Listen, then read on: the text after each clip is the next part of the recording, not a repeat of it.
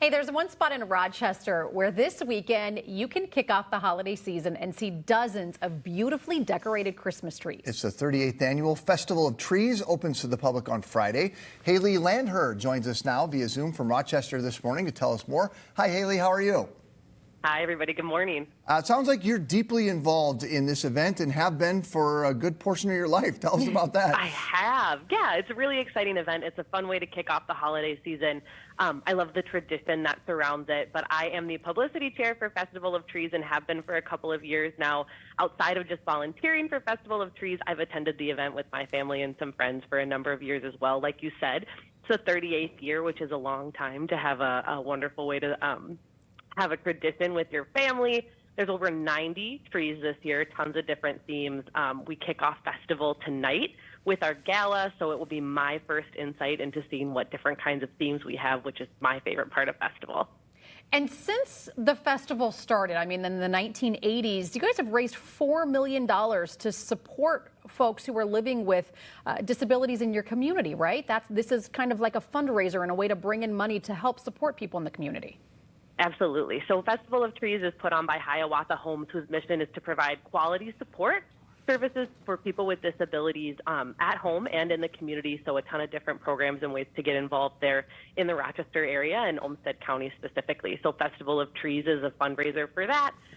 All of the proceeds that we make from the free will donation, whether you're attending or you're participating in the silent auction, there's a ton of different ways to just donate as well if you're not able to attend. But yes, it helps to support Hiawatha Homes in Rochester. So I'm very surprised by this from what we're seeing on the screen here and how elaborate and beautiful these are.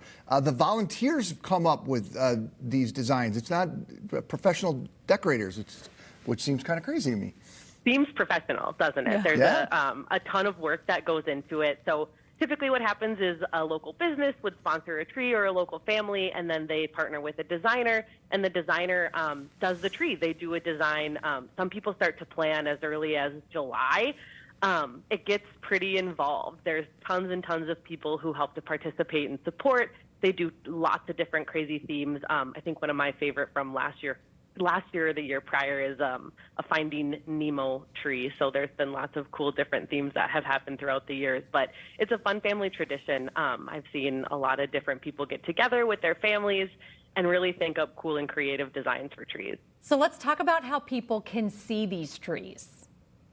Yeah, absolutely. So we are at the Kaler Grand Hotel in downtown Rochester. As you mentioned, we kick off open to the public on Friday. Doors open at 10 a.m. and go until 6 on Friday.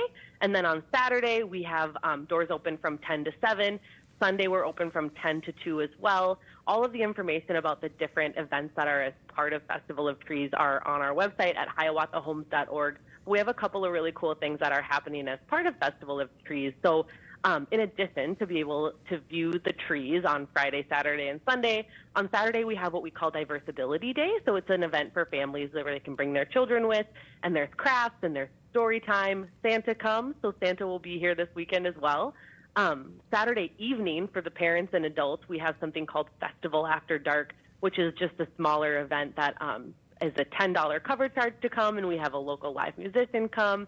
And there's different games, and that is the second year we've done Festival After Dark and had really great feedback last year with a bar, a cash bar that is available. And then on Sunday, another really cool thing that we're doing that's mission driven is a sensory friendly hour. So from 9 to 10 a.m. on Sunday morning, we turn the lights down, we turn the sound down. It's a sensory friendly hour for people who might have specific sensory needs, so they can view the trees as well. And then how much is it to get in? Free will donation. There is a cover charge for the Festival After Dark, that's $10, but free will donation for anyone who wants to attend. It's going to a good cause, so I mean, I think going to a wonderful people are cause. obviously more inclined to pay whatever, so awesome. Absolutely. Certainly get people in the holiday spirit by checking that out. Haley, thank you for your time this morning. We appreciate you being with us. Thank you so much for having me. Yeah, we posted information about the Festival of Trees and Hiawatha Homes at minnesotalive.com.